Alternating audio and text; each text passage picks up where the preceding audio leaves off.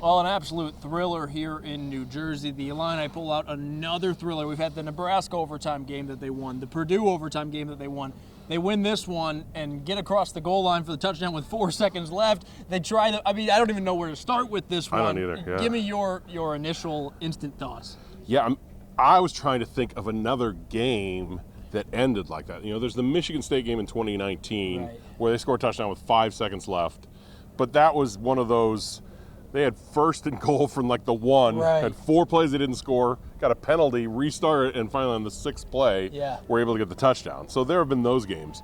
But as far as a 40-yard touchdown on the final play, you know, on 4th and whatever it was, 4th and 12, it's kind of unheard of. So we're in unprecedented territory with this season. You talk about that, and in the past, the norm would have maybe been, as much as you hate to say it, that they lose games like this. They 100%. lose games like Purdue and Nebraska, and then they drop the one to Minnesota. But it would have been the opposite. Say they're 3-1 in those nail biters. Yep. They usually would have been 1-3. How different is this from years past? Yeah, I mean, I said him a little thing I recorded after the game that, like, this is an Illinois team reminding all the fans of the stuff that bad Illinois teams in the past used to do. Right. The penalties, the dumb plays, it was going to be, they were going to punt, unsportsmanlike conduct. Unsportsmanlike, first down, all that kind of stuff. It's that kind of situation. But then this is the staff and this is the team that won't let Illinois do Illinois things, you know? It's like, oh, you did the thing that the fans have been complaining about we got it. Don't worry about it. We're going to come back to this, and we're going to score. You give up the touchdown with a minute left. That left too much time on the clock. We're going to go down and score. You're talking about a team that most people would have been happy if you told them they're going to get a bowl game. Certainly happy if you told them they were going to go to the bowl game with 7. They go to the bowl game with at least 8. Another chance to make it 9 in the regular season next week. I mean, what a season this has been. And we can't not talk about Pat Bryant and his impact. Absolutely, We knew Pat was going to be good this year. We knew he was maybe going to be that go-to guy for Luke, but he's been better than any of us could have expected. I mean, the touchdown was unreal. Yes.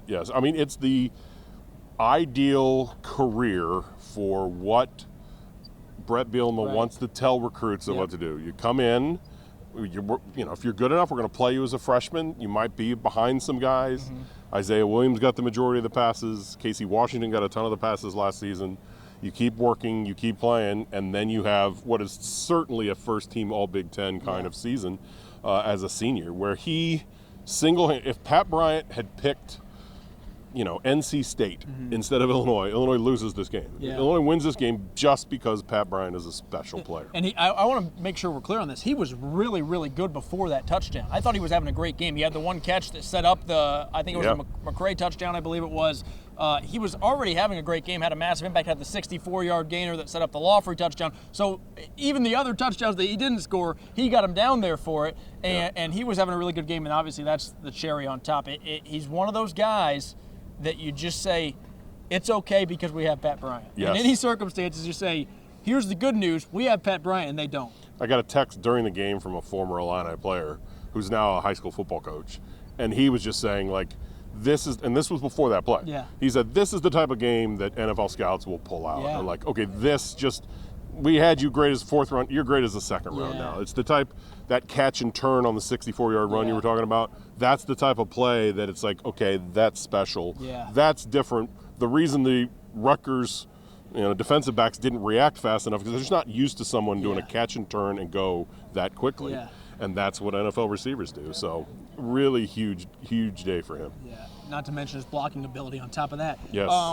What do you feel like Illinois is playing for right now? Obviously a pretty good bowl game, and that's certainly motivation. But I get the impression they're playing for something more than that. I think so. Like you heard in those, what the players were saying after the game, Pat even said, I just love playing with this group of guys, man. Like I got 2 more games to play with my guys. That's not something we have seen that much of. Obviously, because when the seasons are headed toward 4-8 or 3-9 or whatever, you're not going to hear the players say that in interviews. But there's such belief in each other, and Luke Altmyer talked about confidence and of him and Pat talking on the sideline after Rutgers scored, just saying, we're going to do this. I don't know how it's going to happen, but this is going to happen. And they have such confidence that it's, it's fascinating to watch because we haven't seen that much in Champaign over the years. Yeah, it is very interesting to see that they truly believe it's going to happen. I mean, that goes a long way. Yes. That confidence and that belief.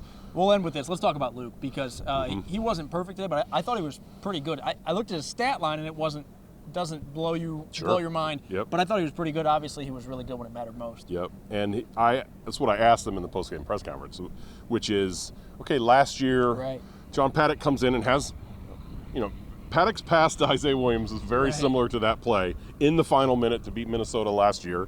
That won Paddock the starting job for the rest of the season. Mm-hmm. So Altmyer had, transferred here from Ole Miss to be the starter, was the starter, and now he had to watch in the final 3 games.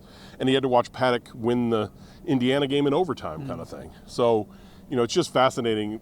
As he said in there, I wouldn't change the story for anything. Of like all of this, his Ole Miss experience, his having to watch John Paddock for 3 games last year, all of this has been pointing toward now I'm ready and these are my moments and I'm going to take advantage of it. So yes, Illinois has probably a top 5 quarterback in the Big Ten, and that will take you a long, long way. Yeah, well, they certainly have all the recruiting pitches right now. I shouldn't say all, but maybe all. Yes. I mean, they got Pat Bryant, who's come up in the program and developed and earned a spot. They got Luke, who's a portal guy that ended up having a really successful, he's not over yet, but has had a successful this year at least. And then you got the local kids, the Central Illinois kids, 2 of those guys find the end zone tonight. Yeah. So it feels like whatever home Brett Bielema sits in, he can point to 2 or 3 guys and say, look at these guys, and we were able to do it for them. And the magic number is out there now of like win this and win.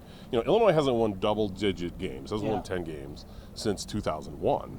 It was only 9-4 in 2007. So that's out there now. Like the possibility of a 10-win season, which, gosh, there's 2, 3 in my lifetime. I'm 51 years old. Like the possibility of 10 wins is out. Beat Northwestern and win a bowl game, and it's out there. So it's rarefied air. An exciting time. I said on our pregame show, this is a year we could look back at and think that this was a pivotal season for Illinois football, and a season that got them over the hump and potentially even takes them to bigger and better things in the future. With Robert Rosenthal, I'm Glenn Kinley, reporting from New Jersey after the Illini get a crazy win against Rutgers.